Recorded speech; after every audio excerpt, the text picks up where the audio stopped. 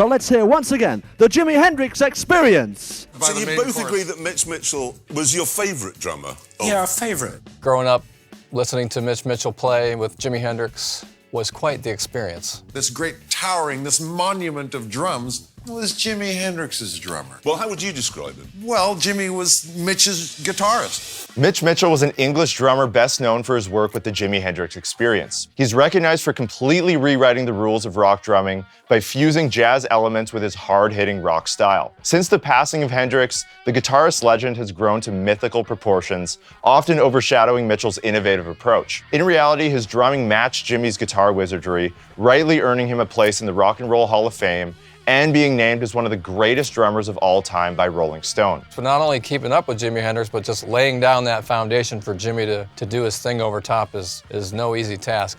Join us as we dive into the genius of Mitch Mitchell.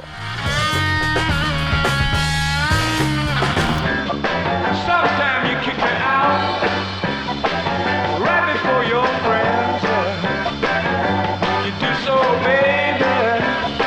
You say I must stand. Born in Ealing in 1946, Mitchell's life was always a little bit different. As a teenager, he starred in the children's TV series Jennings at School, and then starred in a leading role in the 1960 comedy film Bottoms Up. You look very pleased with yourself, Wendover. Exactly, sir.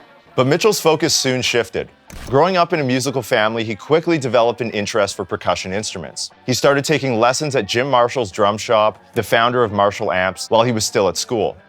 At only 16 years old, he started touring and doing session work with local bands like Frankie Reed and the Casuals, The Pretty Things, the Riot Squad, and Bill Knight and the Scepters. He even briefly stepped in as a session drummer for The Who as they were in the process of replacing Doug Sandham with Keith Moon. But it wasn't until British rocker Georgie Fame invited him to play in his band, the Blue Flames, in 1965, that he earned some notoriety.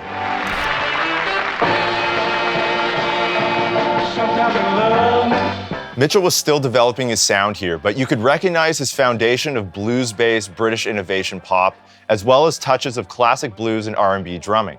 Underneath all of this are seeds of his loose, swinging approach to timekeeping, which was heavily influenced by jazz. In a 2015 interview, Fame recalls his main hero was jazz drummer Ronnie Stevenson, and if you look at early film clips of Mitch, he had that Ronnie Stevenson look, the way he set his jaw. And he loved crashing around on the cymbals like Ronnie. But in my band, I like the arrangements pretty tight. When he started splashing around, I'd say, just play the hi-hat. Mitchell was a jazz drummer at heart and was deeply influenced by the great post-bop drummers of the era. In his book, Inside the Experience, Mitchell writes that through playing with these musicians, I got to hear Thelonious Monk, Coltrane, and Oliver Nelson. Drummers like Max Roach, Elvin Jones, Philly Joe Jones, and of course, Tony Williams changed my life. You know, Mitch and I later became friends. You know, I asked him what he thought about rock and roll. He thought it was vile rubbish. He said, oh, you know, Elvin Jones and Philly Joe Jones and Max Roach and all these people. He's a jazz guy who met Jimi Hendrix, and they created a whole thing that was kind of out of context. As was the case with many of these all-time greats, it was clear that Mitchell's dynamic drumming couldn't be contained to the role of timekeeper. Even in the early days, he loved adding texture and color, giving a glimpse of his unique approach to the instrument. Stuart Copeland nailed it when he said, "When it seems that drums should be boring, and when the band starts muttering about meat and potatoes, there's always Mitch Mitchell to remind us otherwise." From there, it wasn't long before Mitchell linked up with Jimi Hendrix, forever changing the landscape of blues and rock music.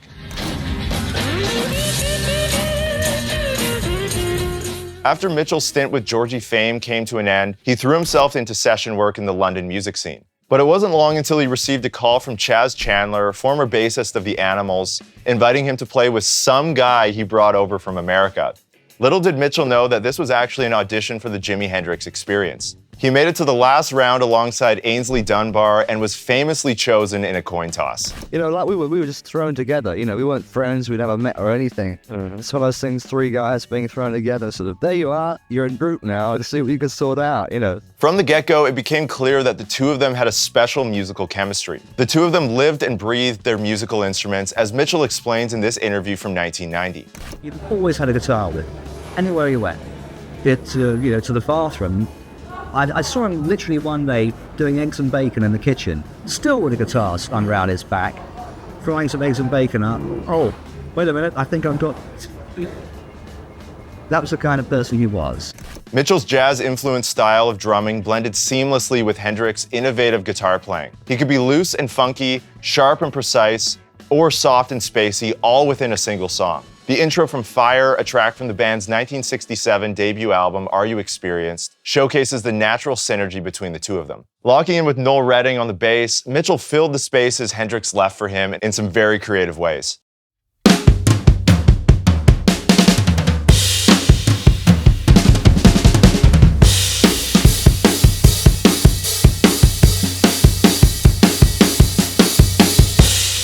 So that's just one of the cool parts from the song Fire. That drum intro is so legendary, but we actually have the full drum transcription available on Drumeo for this song, plus tons of other Jimi Hendrix tracks. So if you want to check those out, you can go to the link in the description, drumeo.com/trial, and you can try Drumeo free for 7 days.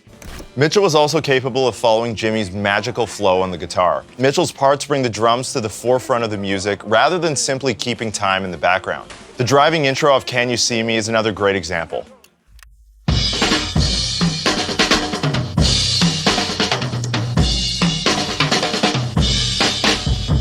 Purple Haze, one of the biggest hits off the debut album, showcases the duo's unique approach. Mitchell's contributions on this one run deep, and this section wouldn't be nearly as iconic without his dynamic, hard-hitting drum fills.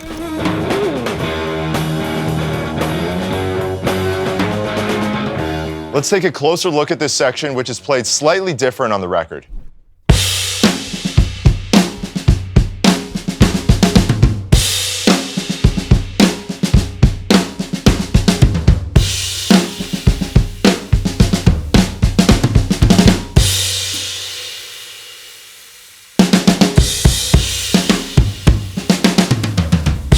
Mitchell's rudiment-based drum fills were an integral part of the band's overall sound. In Foxy Lady, Mitchell supports Jimi's frantic guitar solo with a variety of 16th note and triplet-based drum fills.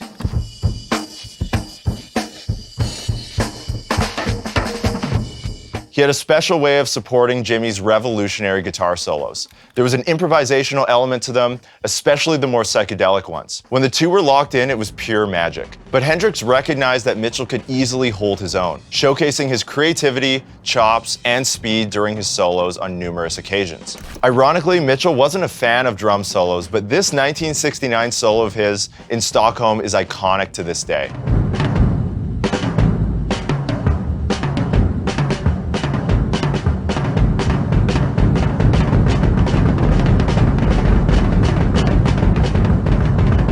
Mitchell's ability to orchestrate syncopated rhythms around Jimi's riffs really set him apart from other drummers from this era. In Spanish Castle Magic from Axis Bold as Love, Mitchell introduces an offbeat rhythm with a snare hit on the and of beat 4, elevating the track.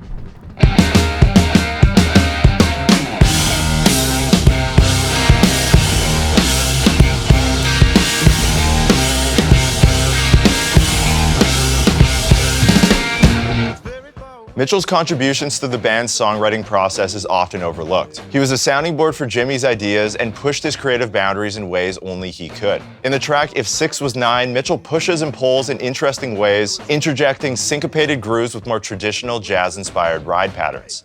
All of this is done with a loose sense of time that is uniquely his own.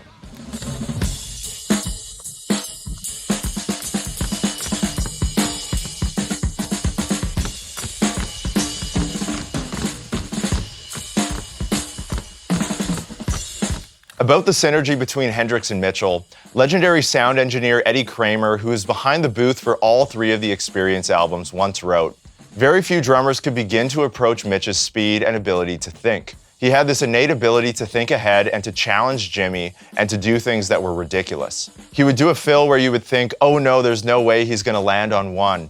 It would be outrageous. I remember very clearly that in the sessions he would do stuff and Jimi would just laugh because they were so silly."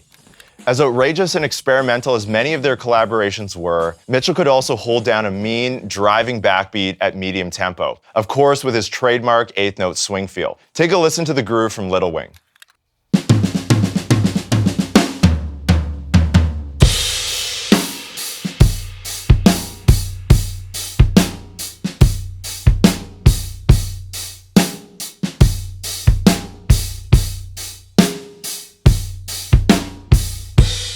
By the time the 1968 record Electric Ladyland rolled around, the band hit its stride, seamlessly meshing funk, R&B, jazz, and rock elements. The classic tune Crosstown Traffic showcases Mitchell's incredible versatility. The over-the-bar line 3/4 pattern sets up a funky groove underneath quarter notes played on the hi-hat. By keeping hi-hats sparse, he creates a little more syncopated tension in the groove than if he had played a more straightforward eighth note pattern.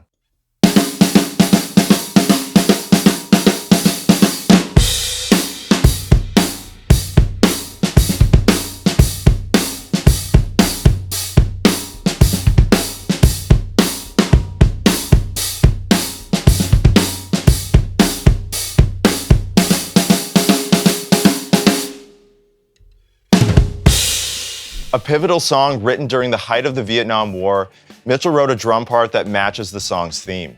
Let's check out the intro section right now where the drums actually come in on the and of beat 3.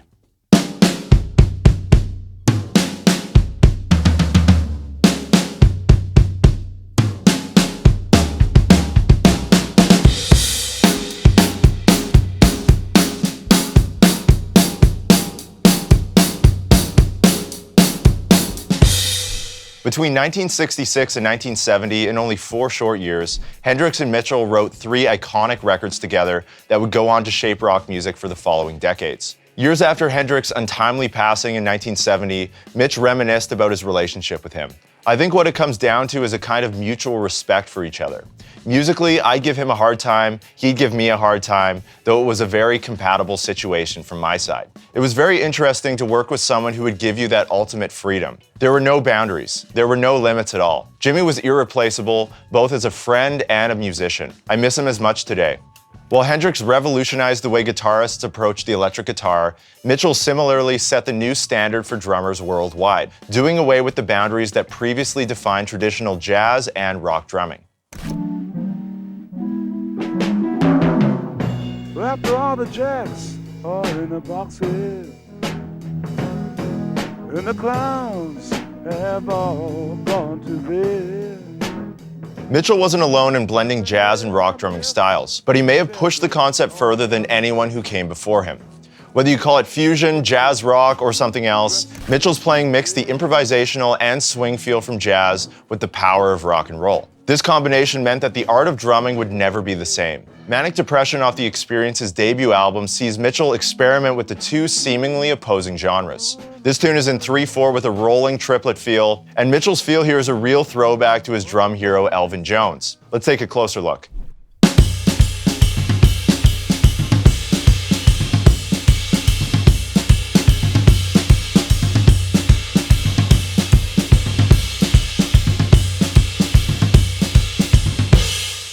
But Mitchell wasn't trying to change rock and roll. He just wanted to lay down some great drum tracks. With his dry British demeanor, Mitchell explained, "I'm just like any other drummer. I stole things from other drummers I could think of. Manic Depression comes to mind. I stole that completely from, of all people, the drummer called Ronnie Stevenson. It came from John Dankworth's African Waltz."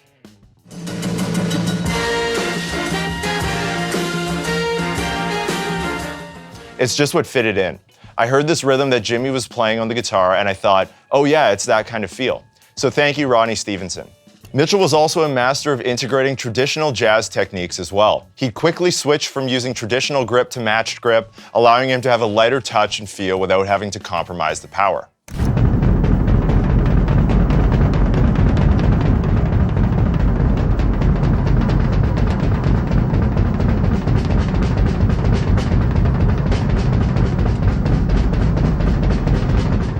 He also popularized the use of more varied rudiment-based fills, like in this section from Hey Joe, where he uses a combination of single strokes and paradiddles.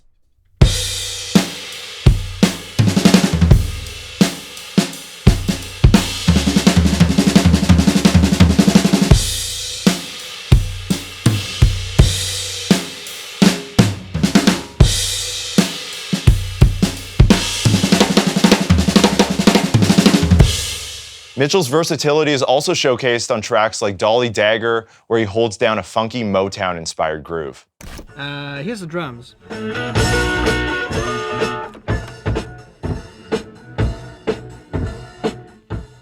He would also bring out the brushes on occasion when the song called for it, like in this similarly experimental track, Up From the Skies.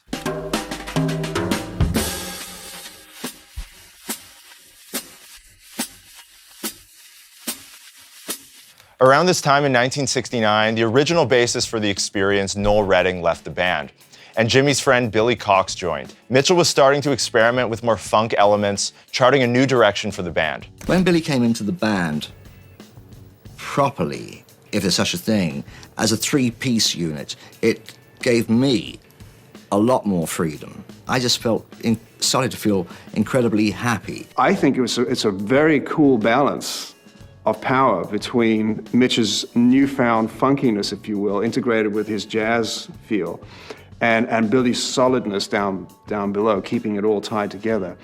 And the fact that they communicated very, very well, the three of them. Billy and Mitch immediately connected, forming a powerful funk-driven rhythm section.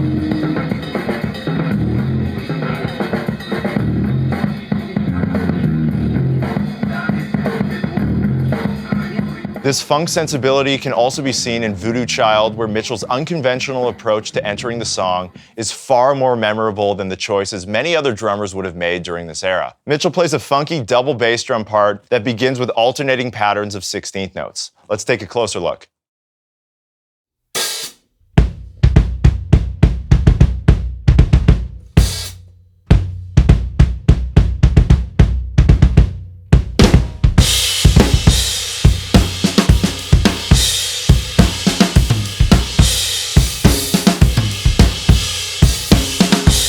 After Jimmy passed away, Mitchell finished production work with engineer Eddie Kramer on some incomplete Hendrix recordings. And this resulted in the releases The Cry of Love and Rainbow Bridge. These tracks feature some hidden gems like Hey Baby, New Rising Sun.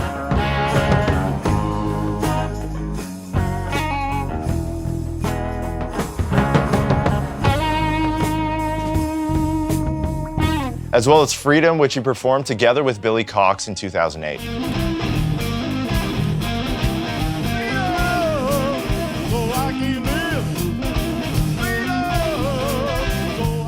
After Mitchell moved on from the Jimi Hendrix Experience, he went on to form the band Ramatown. Although the band didn't achieve commercial success, Mitchell's drumming still stands out, embodying a funkier role as seen towards the tail end of the Hendrix days.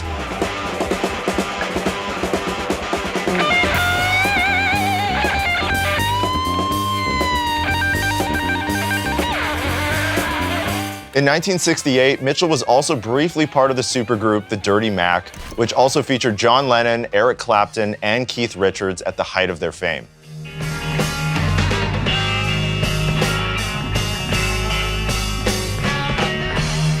For the rest of the 1970s through to the 90s, Mitchell was semi-retired and living in Europe, only occasionally performing and recording.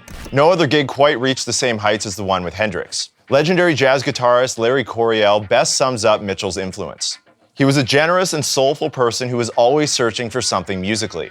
He didn't want to be an ordinary drummer, and he really wasn't interested in repeating something he had already done. In many ways, Mitch Mitchell was the right drummer in the right place at the right time. Few other drummers during this era had the ability to blend elements from rock and jazz together.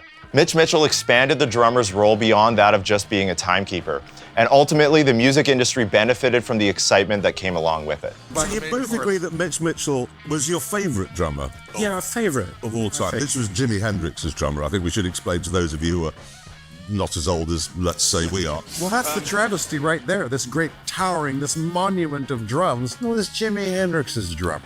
Well, how would you describe him? Well, Jimmy was Mitch's guitarist. Okay, perfect. Mitch Mitchell is undeniably one of the most influential drummers of all time. His technique, dynamic edge, and style and versatility set the precedent for everyone moving forward who were hoping to emulate the raw power of Jimi Hendrix's early records. He played with both flair and precision, and his energy continues to be unmatched. Despite often being overshadowed by Jimmy in the mainstream, he's truly a drummer's drummer, with many of the all-time greats naming him as a main influence. Carmine Appice once said, "He had such a great flow. He never seemed to run out of things to play, and he was one of the guys in the early 60s that set a foundation of rock drumming that still exists today." Another legendary drummer, Vinnie Colaiuta, once said, Mitch was a big part of the amazing musical revolution of the 60s. At that time, the identity of music and players were not squelched and homogenized. Mitch went into the Jimi Hendrix Experience playing in the way that he played and brought a lot of heavy jazz-influenced drumming. The mixture of those elements was groundbreaking, and Mitch was a part of that. Because of that, I wouldn't be afraid to list him as an innovator. Mitchell's approach was also a huge influence on Chad Smith from the Chili Peppers, directly impacting some of the drum tracks heard on the Blood Sugar album.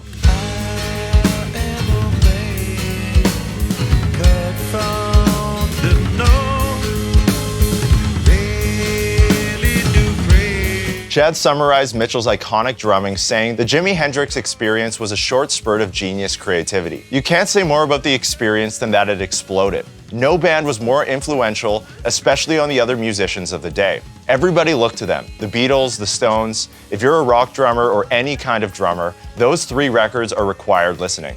That's why Mitch was so important and influential."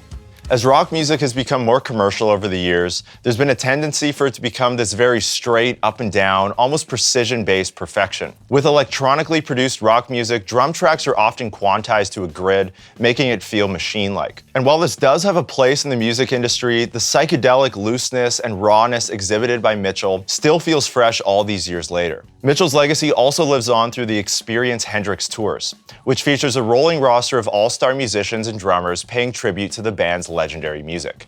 Although Mitchell had a prolific track record outside the Jimi Hendrix Experience, it was most definitely the defining moment of his career. In the dedication section at the beginning of his book, Mitchell wrote, "There are very few musicians who are given the chance of working with someone as unique as Jimi. He gave me the space, time, encouragement, and inspiration.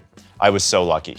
All right, there you have it, the genius of Mitch Mitchell. Hopefully you enjoyed this deep dive into Mitch's drumming and learned something new about one of the innovators of jazz rock drumming. I think it's fair to say that Mitch Mitchell elevated the instrument to new heights and influenced countless drummers that came after him. Now, before you go, make sure you leave a comment below and let me know one thing that you've learned from listening to Mitch Mitchell. Also, stay tuned for the next episode in the Genius Of series, which is on the legendary session drummer Jeff Porcaro, who also played drums with Toto. It's going to be a good one, and you don't want to miss it. And lastly, if you want to dive even deeper into Mitch Mitchell's drumming, we have tons of resources inside of Drumeo, full note-for-note transcriptions where you can see exactly what he's playing at every point in the song. If you want to check those out, there's a link down below, drumeo.com/trial, and you can try Drumeo free for 7 days. And with that, thank you so much for watching, and I'll see you all in the next video. Cheers.